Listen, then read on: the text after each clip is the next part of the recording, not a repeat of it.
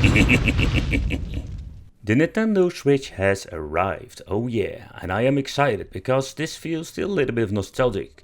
My wicked mojo has been recharged with this new device because this is such a really cool piece of equipment. So in the box we're getting everything that we're going to be needing when it comes to the controls, the docking and everything else. This thing seems to be 10 times stronger than the original Switch.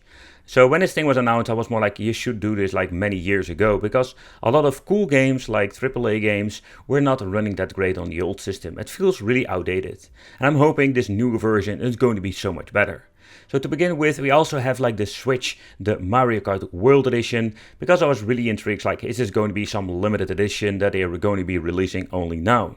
However, figuring out that the Mario Kart World is just a very basic version with not like an extra when it comes to colors or whatsoever. Mario Kart World is the physical game I actually bought because this is something I just wanted to experience myself. With a free open world, this is going to be absolutely a very cool game to play on the new Nintendo Switch 2. But how about, let's say, the Super Mario Kart World Edition? I can tell you, when doing the unboxing, I was already expecting it when just seeing the box. Because the box is just actually a sleeve. Yeah, we have seen it before with older systems, like I think was maybe like the PlayStation 5 or Xbox, where you just re-sleeve something. And yeah, what you're getting with this is just an extra sleeve over it. And is it going to be an extra collectible value? I think personally it can be in the future. However, besides the collectible value stuff, I was disappointed because it would be cool to have like a special Mario edition with special colors. I do wonder if they're going to be doing that in the future. I wanted to do this unboxing together with you. So first of all, my first impression is that, whoa, this Switch is absolutely massive. Man, yeah, this thing, I knew there was like going to be bigger than the previous model, but this thing looks absolutely great. Also the kickstand has been improved and I'm very glad because I really hated that other one. Let's see, so we're having here the joycons, so this thing is so much better. They're using the new magnetic lock system, and that is another improvement they implemented in the Switch 2. And what I understand, they're still using the same kind of technology for joysticks, so that's a little bit of a downside. The buttons are bigger, so the ABXY buttons are going to be more playable for me, because that's another thing I hated about the Switch 1. So let's see over here, and within the manual, yep, and yeah, the manual, just read through it. Just explains how everything works, and they also have the same situation when it comes to the Switch when putting it up for the first time. So let's see, it comes with a high-speed cable, and I do like these Nintendo cables. You know that I was actually using this for a long time in my original videos to connecting all kinds of devices, because the durability and the quality was good. So we're having over here the straps that you can put on your Joy-Cons, and let's see, in here we're having the attachment, or you can make it a controller. By the way, this thing is very expensive. I've looked it up, like they're asking like $30 for this piece of plastic. Like, it's absolutely insane how expensive. If you're going to be ordering like these remotes with the, like say, the holder for this combination is like nuts. I think it's like 100 plus if you're going to be buying everything. And oh wait, yeah, the power supply. And the power supply is just, yeah, this is like a loose power supply compared with the other one. This is so much better. USB-C cable is another thing they also giving you, and let's see the docking. The docking is improved in many different ways. I love the style of it, and just the way how they look over here, like with the round shape and everything at the top. Yeah, everything looks nice. Yeah, I think also when it comes to connections, we're having to USB at the side now. We can remove the cover like the previous model. Let's see how we need to do that. All right, and it comes with an RJ45, USB ports, HDMI of course, and everything that we're going to be needing. Do I say it correctly? Yeah, USB-C by the way. Yeah, and that's for the power supply. But beside that, I do wonder how did they fix the issue, or at least, you know, kind of first generation had like this problem with scratching up your display, but I'm guessing they will like fixing stuff like that with this model. But yeah, we're going to be seeing in the future also some ventilation holes for, let's say, the docking and the Switch itself. Yeah, and overall, like say, the design looks nice, and I'm very curious how this thing will perform throughout the time. The Switch itself, man, it's bigger and I think it's also going to be heavier. Beside that, the front plastic, be careful, leave it on, but also it's very scratch sensitive. I looked at the video, Jerry rigs everything, and he showed, and this thing was like really scratch sensitive. So one of the things I need to do very quickly is putting something of a screen protector on front of it, because otherwise you're going to have like craziness. This thing weighs around like 400 and ish, let's say 400. Say 401 grams.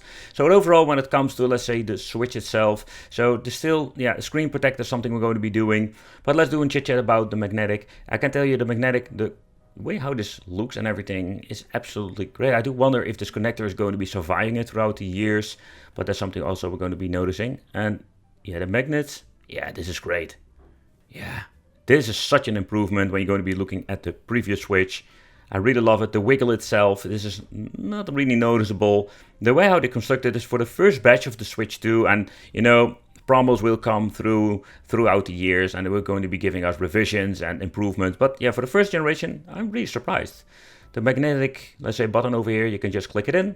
You can just click it fairly easy out. Yeah, I like it.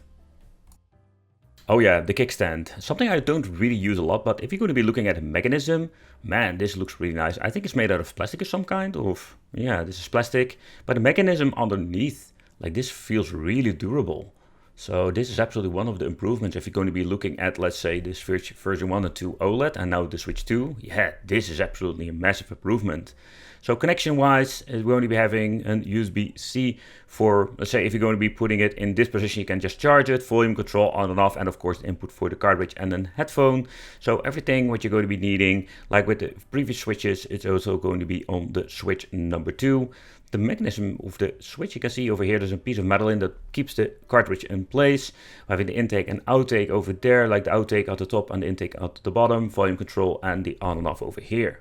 So let's set it up and let's chit chat about it. But the one thing I noticed is that the audio quality of this thing is absolutely great.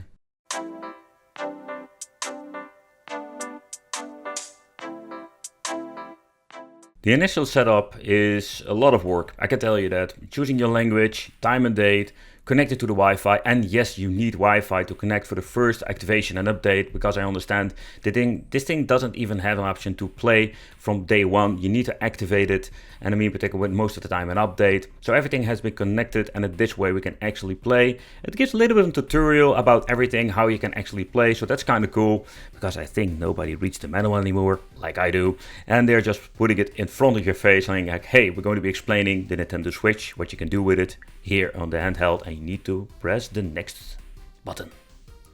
The setup itself can be done by, let's say, just simple, like through the handheld itself, but in this case I want to implement the dock because we can also set it up from the dock. So let's plug it in. It will take a couple of seconds to actually load up into the screen like with Switch 1. And let's set up the controller. Yeah, of course, with the magnetic, we don't need to slide in. We're just going to be clicking in. But I can tell you that, let's see how I'm going to be wiggling it in. Yep.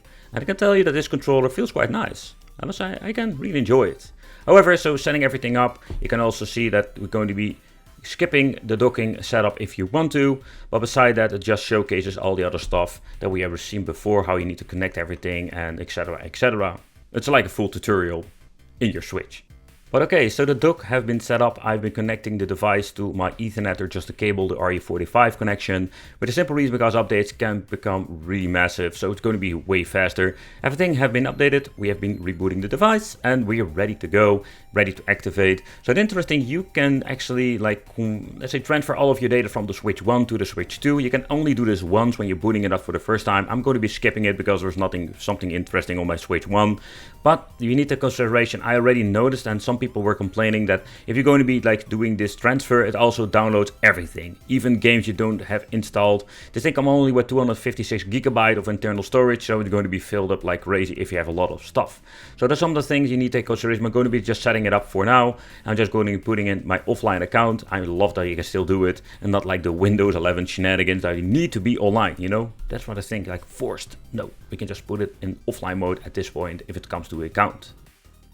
Account has been activated, or the offline account. They also showcase that you need to use an express card. Yep, you're going to be needing more expensive SD cards if you would extend your, let's say, Nintendo Switch storage capacity. So this is going to be in cost, let's say, very costly thing in the future, but it would be fun to upgrade it to see what we're going to be doing. However, you can even implement the SD card now. So everything is ready to go. Okay, we can just actually press the home button now, and we're going to be starting up the Nintendo Switch for the first time. Here we go. Nintendo Switch number 2. And what's interesting that they went for like a similar like a menu structure, but when you're going to be looking into this, you can actually see that it is like a little bit stylish. It just feels like a real Nintendo Switch new model. It's not like feeling like a revision or you know, like something that has been created many times before. We have some new settings over here, and particularly when you're getting into the settings, there we're going to be having similar stuff like parenting control and everything else, Amiibo, you know. To start my Nintendo Switch 2, let's say adventure, I just went for Mario Kart World, where I do have like a code, I just want to have the physical game. So it's going to be absolutely awesome to check out what kind of games, but I also know that having these new generation of key card games, of key serial games, that I'm not glad with, because that meaning there is no game whatsoever on the cartridge, and we can just actually plug in the cartridge and it will automatically download. So you know, that's kind of weird, it's like between the download code, and when you're going to be looking at the download codes, man, there's not even like a scratching of something of a code, no, it's just like a very thin piece of paper, and that's actually it. But how about the new Mario Kart? I think that this looks absolutely amazing. This is indeed like, say, a next generation of Switch console. And I think it's absolutely a beautiful game where I really liked Mario Kart 8. When it comes to the graphical part, I think this looks absolutely stunning when it comes to the graphical. But thinking when you're looking at the details and everything. And of course the Mario Kart world is actually a free roaming game. So they managed to actually do something different. So the first part I just wanted to mess around with some time trail to see how the game actually plays. They implemented some new mechanics to give this game just like a fresh new touch to it. And yeah, of course the old school drifting is absolutely here. So this is such a lot of fun when getting into the Mario Kart world and messing around with this game. I do realize I have a lot of fun after a very long time, because I've been messing around with a lot of Mario games, but this is just something different. Of course it's Mario Kart like always, but just the free roaming world is just something cool. But also still having a lot of old school things like just doing some split screen, stuff like that, play online, we have having wireless connection. Going to map, we can just see how big the freaking map is. But open world is not like something like Mario Kart meets Grand Theft Auto, no, not at all. You can just drive around and we have all kinds of challenges, still power up so we can mess around, do some tricks and other cool stuff, and just this is one big massive adventure. I must be honest that normally I'm not a big fan of open world and more like it takes up too much time.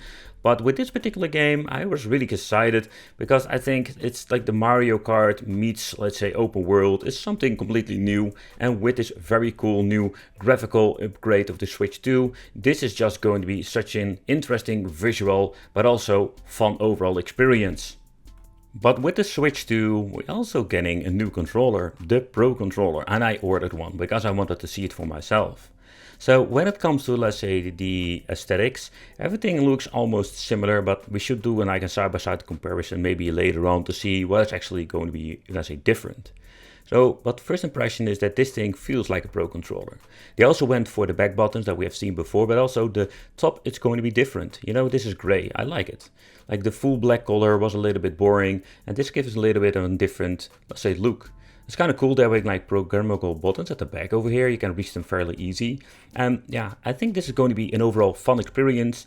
And it comes with headphone jack, everything. And the joystick, man, the travel and resistance feel really nice. Even better than the original controls with the Nintendo Switch 2. So this is going to be indeed an absolutely overall better experience. But if you're going to be playing with the Pro controller, I can tell you that this feels absolutely like, say, a full complete kit this way. I mean, if you're going to be docking the Switch 2, you're going to be playing with the Pro 2 controller, yeah, playing Mario Kart is even better than with the original controls. Where I don't really hate the original controls, but this is just like the next level. Another thing I wanted to see, how is it when playing a fighting game? And out of the box, I can actually play some Street Fighter 2. So I really needed to get used to the D-pad, simply due of the travel, because that's more like a personal handicap. But getting the hang of it, getting, let's say, the feel of the D-pad, this controller is just great for fighting games, very responsive D-pad. I just love the way how the, let's say, the feedback is of the D-pad and the travel. By getting the hang of it, oh man, I'm getting my ass kicked over here. But yeah, playing some old school Street Fighter from actually the Switch 1 on my Switch 2 with the Pro controller, yeah, this is going to be absolutely a lot of fun.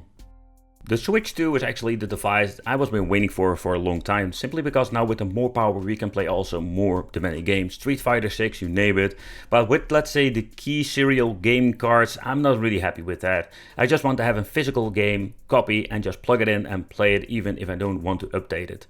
However, this is the Switch 2. Let me know in the comments what do you think. Are you going to be picking one up? Thank you all for watching. Consider subscribing, hit the little bell, and it would be great to see you in the next video.